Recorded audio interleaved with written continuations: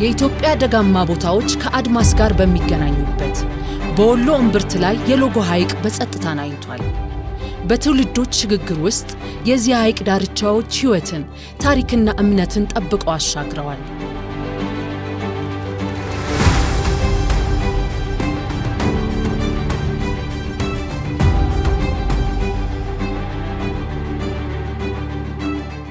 አንዳንድ ቦታዎች ስለ ራሳቸው ያስተዋውቃሉ፣ ሌሎች ደግሞ በዝምታ ግርማ ውስጥ ሆነው ሳይናገሩ ይደመጣሉ። ይህ በሐይቅ ዳርቻ በ13.3 ሄክታር መሬት ላይ ተፈጥሮ በጥበብ ቀርጻ የሰራችውና በጠቅላይ ሚኒስትር አብይ አህመድ ገበታ ለትውልድ ፕሮጀክት ርዕይ ስር ተጠንስሶ ኦን የሆነው ሎጎ ሐይቅ ሪዞርት ነው።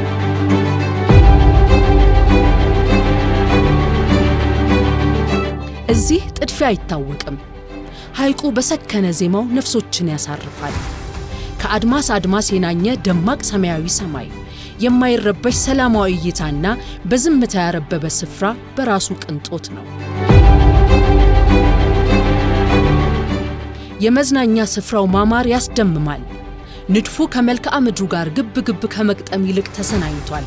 ክፍሎቹ በቂ ስፍራ ያላቸውና በጥንቃቄ ለምቾት የተዘጋጁ ናቸው።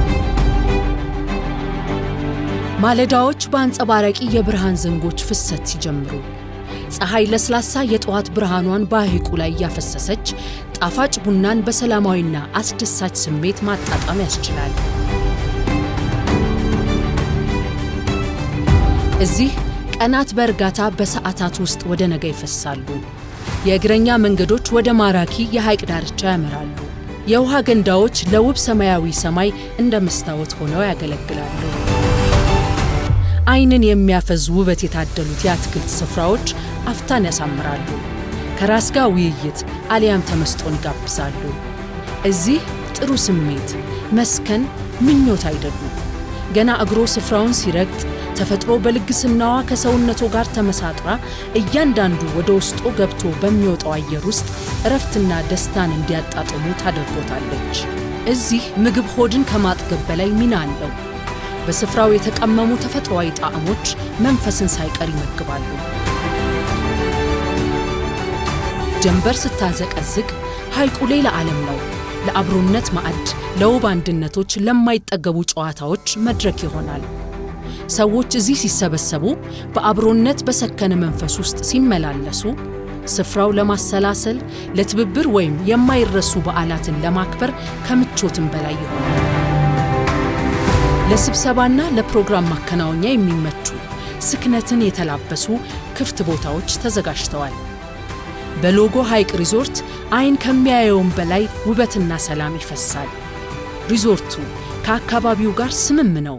ሕይወት የሆነውን ውሃ ያከብራል፣ ለምድሪቱ ይጠነቀቃል። በሐይቅ መኖር ክቡር ነው።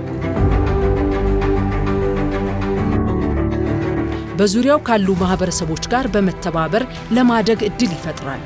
ዘላቂ እንጂ በአንድ ጀንበር ታይቶ የሚጠፋ አይደለም።